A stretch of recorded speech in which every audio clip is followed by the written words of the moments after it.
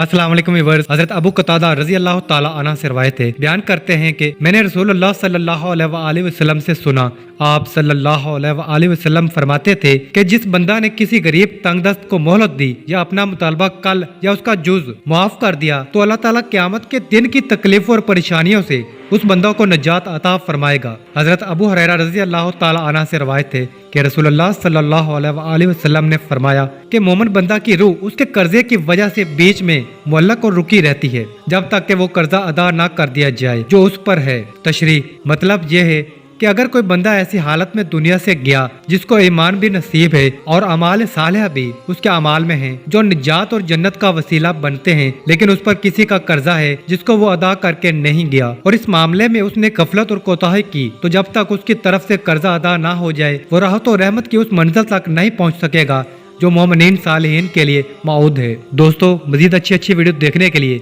Channel subscribe करें। जज़ाकल्लाह।